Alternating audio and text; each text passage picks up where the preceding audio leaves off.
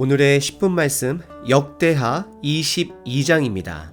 오늘 본문은 듣기만 하고 읽기만 해서는 도대체 내용을 정확하게 파악하기 어려운 내용입니다. 그 이유는 많은 사람들의 이름이 등장하기 때문입니다. 그래서 오늘은 그림과 성경을 함께 보시면 도움이 될 것 같습니다.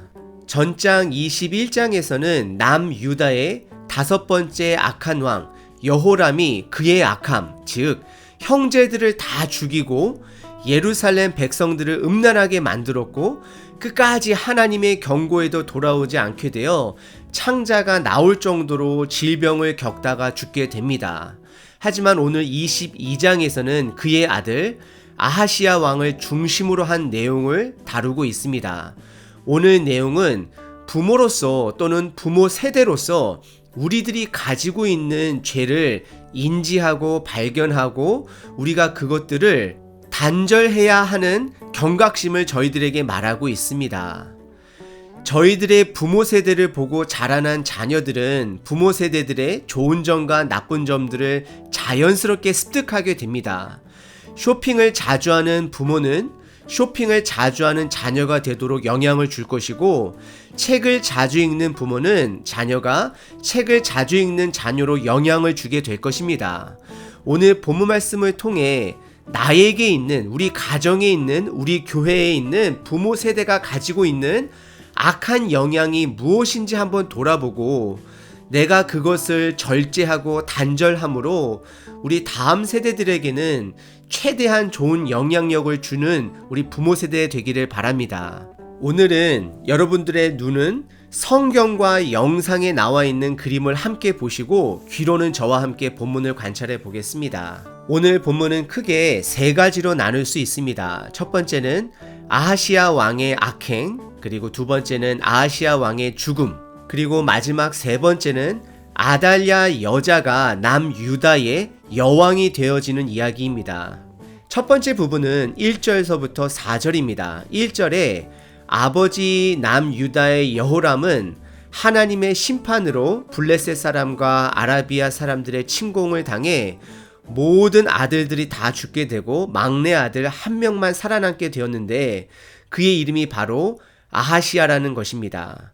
그는 깨닫지 못하겠지만 그가 왕이 되기까지 많은 사람들이 피를 흘리는 사건들이 있었습니다. 2절에서는 성경에 아하시야 왕이 40세에 왕이 되었고 예루살렘을 1년을 다스렸다라고 하지만 아하시야 왕의 아버지 여호람 왕이 40세에 죽었습니다. 그러면 아버지 여호람이 태어나자마자 자식을 낳을 수는 없는 일입니다. 그리고 열왕기에서는 아하시야 왕이 되었을 때는 20세라고 말을 합니다. 그래서 이것은 40세로 보기보다는 20세로 보는 것이 맞습니다. 많은 학자들이 몇 가지 40세에 왕이 된 것을 지지하는 각도를 설명하고 있지만 이것을 40세로 보나 20세로 보나 오늘 본문 내용에서 말하고자 하는 것에는 큰 영향이 없습니다. 하지만 개인적으로는 이런 성경의 오차를 계속해서 복사본을 베껴왔다라는 것은 저에게는 더 놀랍습니다.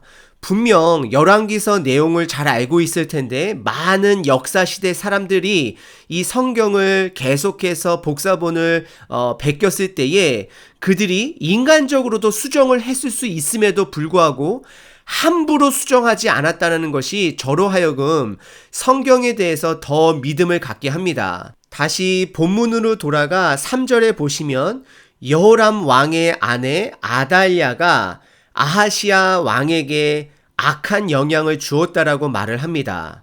선왕으로 여기는 할아버지 여호사벳의 최대 실수는 그의 아들 여호람에게 북이스라엘의 아합의 딸 아달랴를 며느리로 데리고 온 것입니다.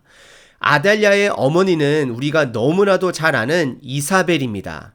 그녀는 이스라엘 북쪽에 있는 시돈 여인으로서 이름의 뜻이 바알과 함께하는 자라는 바알 제사장의 아버지를 둔 딸로서 바알 숭배자들의 선교사로 파송된 여자로 보는 것이 좋습니다.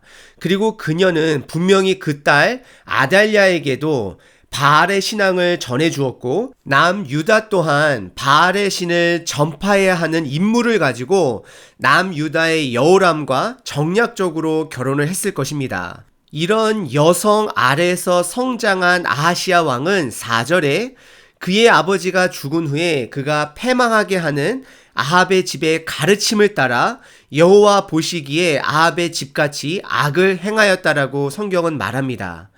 개인적으로 이 부분을 통해 집에서 자녀와 시간을 많이 보내는 어머니의 역할이 매우 중요한 것임을 다시 한번 깨닫습니다. 부모님들의 생활은 자녀의 성장에 뿌리가 되어진다라는 것을 기억하셔야 합니다. 그리고 두 번째 부분은 5절서부터 9절입니다. 아하시야 왕의 죽음에 대한 내용인데요.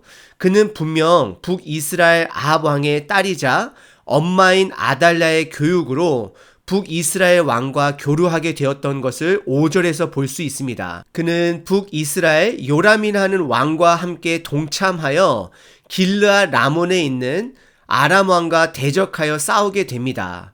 여기서 요람 왕은 북이스라엘의 여호람 왕의 또 다른 이름입니다. 북이스라엘 아합 왕의 딸 아달랴가 며느리로 오고 나서부터는 남유다나 북이스라엘이나 동일한 이름을 갖는 왕이 두 명이 나오게 되는데요. 북쪽에서도 남쪽에서도 여호람, 아하시야 왕이라는 이름을 갖는 왕이 있습니다. 아마도 이것은 우호적인 관계를 맺기 위해서 서로의 왕들이 결정한 것이 아닌가 생각하게 됩니다. 그리고 성경에서는 동일한 이름을 헷갈리지 않도록 남쪽의 아하시야 왕은 열왕기에서는 여호아스라고 불리고요. 북쪽의 여호람 왕은 오늘 본문 말씀처럼 요람으로 불리는 것입니다. 남유다의 아하시야 왕과 북이스라엘의 요람 왕은 아람 왕과 전쟁을 하던 도중 북이스라엘 요람 왕은 부상을 입게 되고 그것을 치료하고자 6절에 갈릴리 호수 아래쪽에 위치한 이스르엘이라는 지역으로 돌아오게 됩니다. 그리고 7절에 하나님께서는 북이스라엘에 한 사람을 준비하는데요. 그 사람의 이름은 예후라는 사람입니다.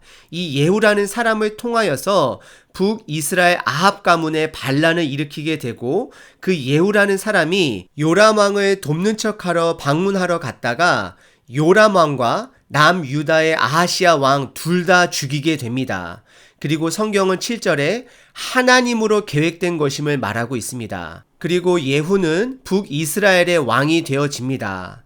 어떻게 보면 이 예후라는 왕이 하나님께서 기름을 부어주셨고 선한 왕처럼 우리들이 생각할 수 있지만 이는 끝까지 하나님의 율법을 지키지 않았기 때문에 결국 하나님께 쓰임은 받지만 하나님하고 동행하지 않는 삶으로 악한 왕으로 성경은 그를 말하고 있습니다. 그리고 마지막 부분이 10절서부터 12절은 남유다의 여호람 왕의 아내인 아달랴는 그의 아들 아하시야가 예후에게 죽게 되었다는 사실을 듣자 10절에 도무지 이해할 수 없고 상상할 수 없는 짓을 합니다. 그것은 본인 아들의 자식들, 즉 그녀의 손자들을 다 죽이려고 했고 한 명만 죽이지 못하고 나머지 모든 손자들을 다 진멸시켰다라고 성경은 말합니다.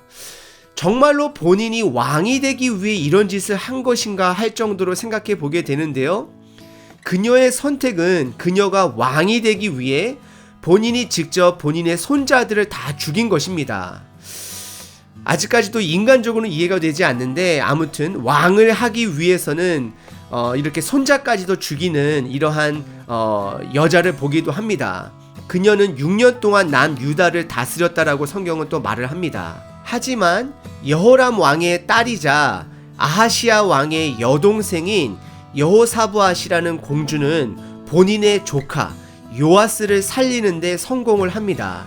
이것은 하나님께서 다윗에게 약속한 것을 지키기 위한 것입니다. 어떻게 남유다의 솔로몬과 하나님의 약속으로 세워진 하늘나라 백성 나라 가운데 이방 나라 여인이 왕이 되어 6년을 통치할 수 있을까요? 이것은 우리에게 큰 교훈을 줍니다. 우리의 믿음이 말씀 안에 제대로 서 있지 않으면 우리들의 건물 교회와 우리들의 후대 자손들이 우상 숭배하는 장소로, 예배자로 변경될 수 있고 변질될 수 있다라고 경고하고 있는 것입니다. 하지만 동시에 하나님의 약속은 하나님께서 스스로 지켜가시는 것을 저희들에게 보여주십니다. 그래서 우리에게는 소망이 있는 것입니다. 하나님은 하나님의 역할을 최선을 다해 지키시고 우리에게 베풀고 계십니다. 그럼 우리의 역할은 먼저 된 세대로 내 삶에 있는 죄악된 모습들을 인지하고 찾아내고 단절시키는 몸부림이 있어야 하는 것입니다. 그리함으로 다음 세대의 자녀들이, 다음 세대 형제 자매들 또한 우리의 몸부림을 기억하고 그들 또한 세상에서 구별되어 살아가지 않겠습니까?